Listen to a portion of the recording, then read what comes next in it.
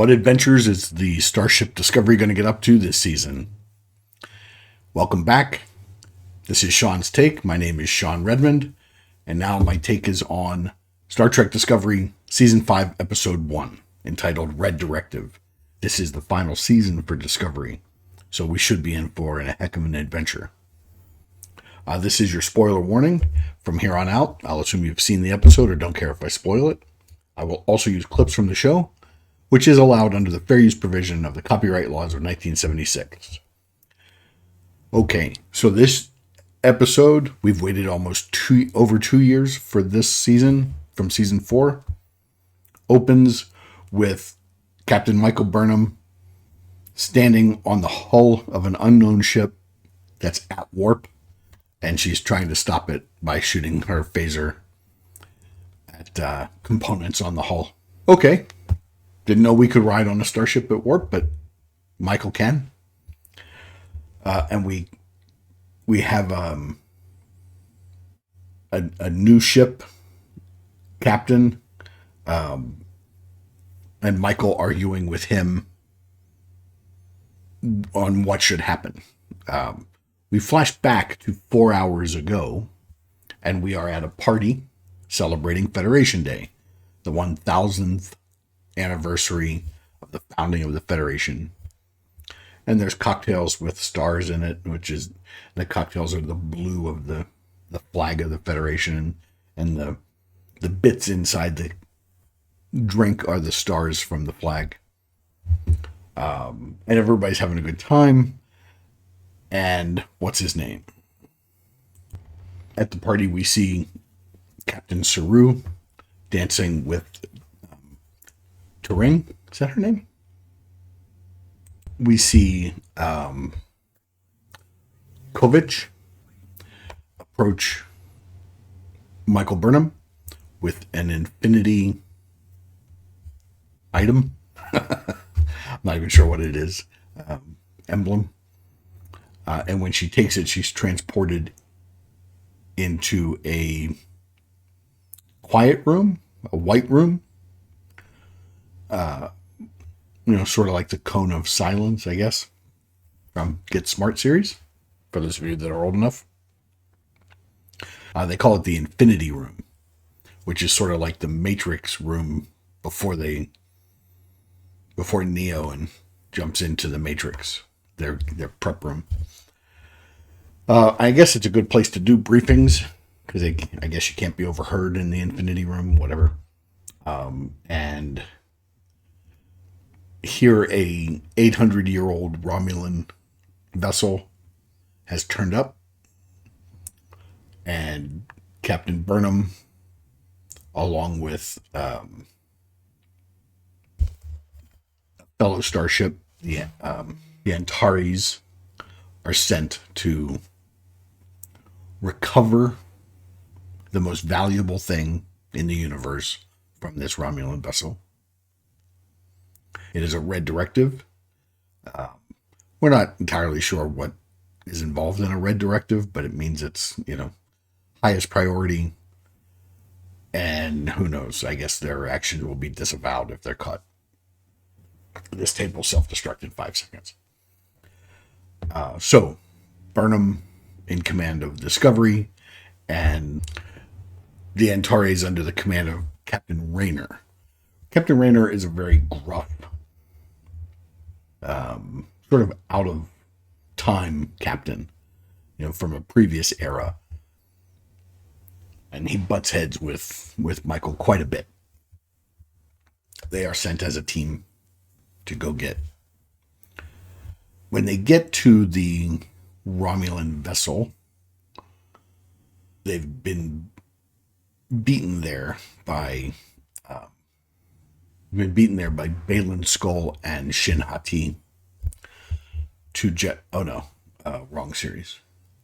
This is Maul, not Shin Hati, and Lak. It's L'(AK). Lak. I'll get used to saying it, I'm sure. But she really does remind me of Shin Hati from the Ahsoka series. Just saying. So Vance wouldn't tell Burnham what they were after. And Burnham thinks it's better if they know what they're after. So she reaches out to Tilly at Federation HQ and asks her to hack the database.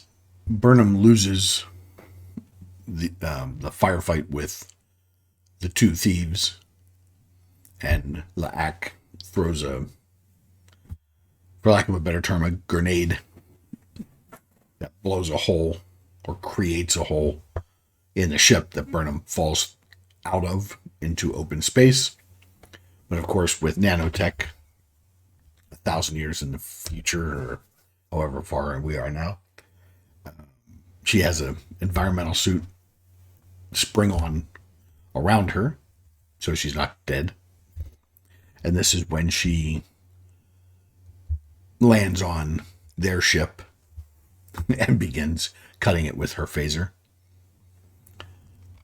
They end up getting away and leaving fake signals as to where they might have went.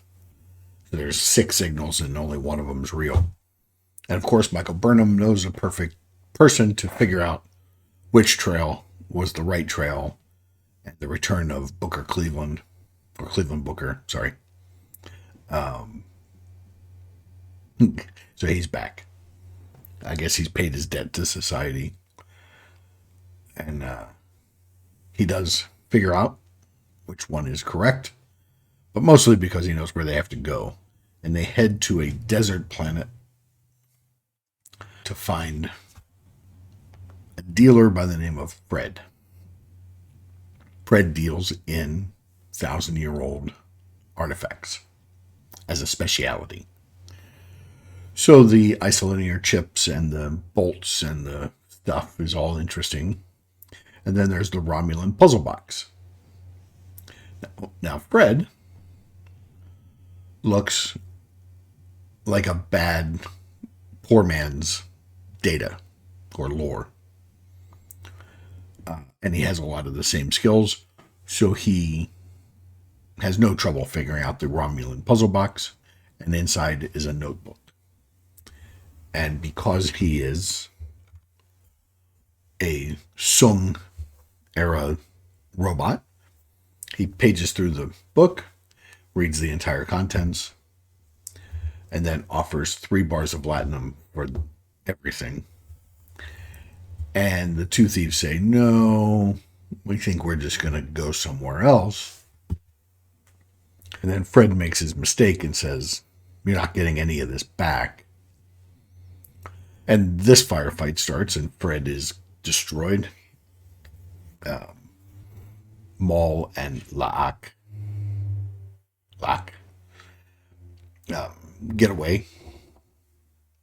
So when Discovery gets there, they find Fred. They take Fred back to Discovery. They hook up his short-term memory, and they're able to read the book. So they have a copy.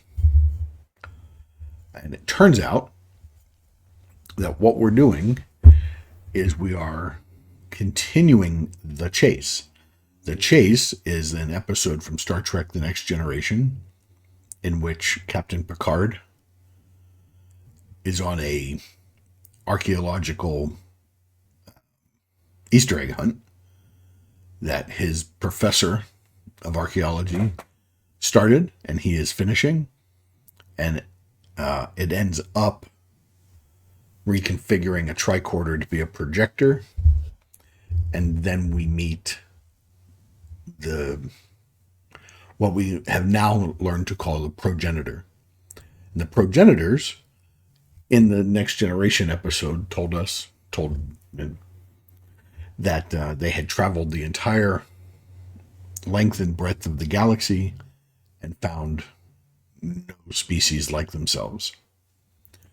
And so they seeded 1,000 worlds or something, which is why all of the humanoid-like people in the galaxy resemble each other, at least somewhat. because we are all from the progenitors. And so this is a continuation of that. And what the notebook is a treasure map to the technology that the progenitors used in order to do that. So it's a little bit, reading the tea leaves a little bit, it's a little bit like the Genesis device from Wrath of Khan. If you use this where there is no life, then you'll create life in your own image. If you use it where there is life, logic suggests it would destroy such life in favor of its new matrix. We don't know that yet, but that's the assumption, is that it could be a weapon. So the chase is on. There is a great motorcycle speeder chase out into the desert with Book, Michael, and Raynor chasing the thieves. Maul and Locke get back to their ship, and their ship's going to head towards a set of tunnels that aren't actually well explained, but if the ship goes in, they'll be able to come out somewhere else. We won't be able to track them. They'll be gone. So Raynor decides to torpedo the entrance to the tunnel. And Burnham says, you can't do that. It'll cause an avalanche and destroy the town. Raynor risks it against Michael's advice. There is no avalanche. Tunnel is closed. And now Maul and Locke take the hint and torpedo the mountain and start the avalanche that's going to destroy the town. So Burnham and Raynor use their starships to stop the avalanche from destroying the town. And instead of doing this in any way that makes sense, they actually crashed. It looked stupid. It seemed stupid. It was kind of insulting. And then we went ahead and said they didn't do any damage to their ships when they crashed them into the ground. So we just move on. It was really... So one part of this episode that was just really, not in line with the rest of the show. The rest of the show is pretty smart. And then we get this stupid. So Discovery, Saru has made his decision. So what we learned at the party earlier when Saru was dancing with Tarina. I think I said her name wrong the last time. Trina. Is that he's been offered the role of ambassador to a certain sector, or and she advises him not to allow their relationship to be a factor. That would be illogical. After this adventure, crashing Discovery into a planet and stopping a landslide and firefights and all, he decides that he's going to take the position and that he rejects her idea that they are not a factor, that their relationship is not a factor, that it is, in fact, a huge factor. In analyzing the images from Fred's positron, Michael sees a sketch of a world and realizes where it is. And we find out that the scientist that was on the Romulan vessel was one of the Romulans that was on the planet with Picard and the Klingons and the Kardashians listening to the progenitors' story. And he continued the work on the progenitors. Apparently, this Romulan named Velik discovered the progenitors' technology and hid it.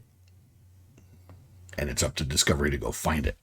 So they believe that Maul and Locke, I'll get used to saying it eventually, are racing them to get there first. But they think they're going to the wrong planet. and that Michael and Discovery will be going to the correct planet.